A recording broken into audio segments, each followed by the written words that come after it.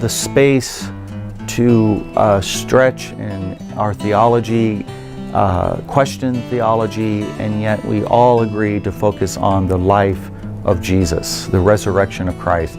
That provides a space for all to come to the table of grace.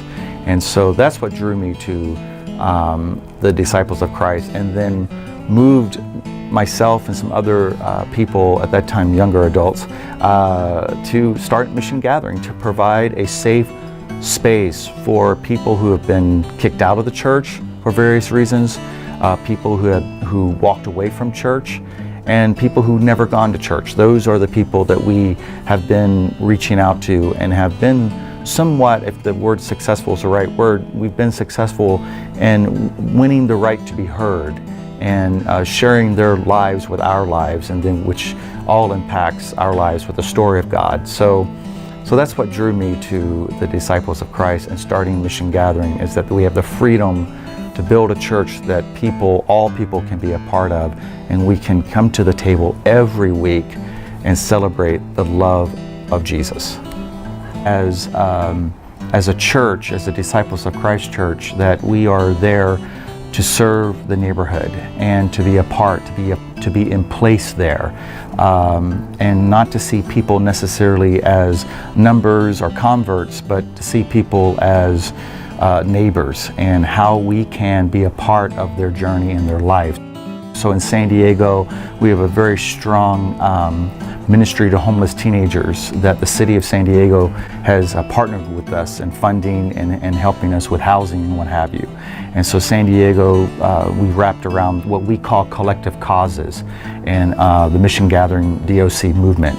And we, at the Missiongathering San Diego, as the collective cause, is teen homelessness, which San Diego is a huge teen homelessness or houseless population, where many kids are in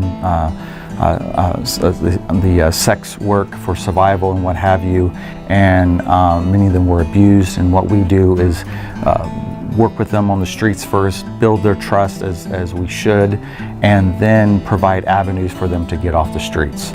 And they also are a part of our Sunday worship and what have you. So in both of our churches, you can have a very wealthy lawyer sitting right next to a homeless teenager. And so that's very important for us, and it's working. So that's San Diego. Charlotte just started. Charlotte, Missiongathering, Disciples of Christ. What we're doing there, we're using every inch of the property, this old Methodist church, and put new paint in there and new carpet. But in that space, we have an organization called Neat Sweets, and they work with Charlotte's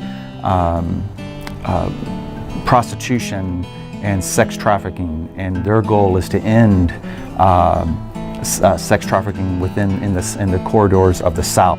So that's one of our collective causes in Charlotte. The other collective cause is the Free Store, and that is a building behind the church. You give what you want to, and you take what you need, and it's all free.